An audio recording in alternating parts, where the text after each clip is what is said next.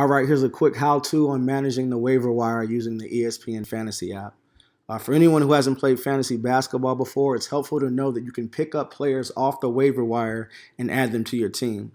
So if you've got a player not performing too well or someone gets hurt, you can swap them out with another that you think may put up good numbers.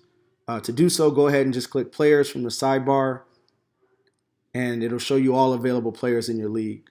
You can take a look at all overall players, all point guards, all shooting guards. You can search for players up here. The thing we probably want to do is just take a look at the stats and compare them to a current player on your roster. And if you want to bring them on your team, just click their name, and then you can claim them. Now, usually in most cases, if you have a full roster, when you claim someone, that means you have to drop someone.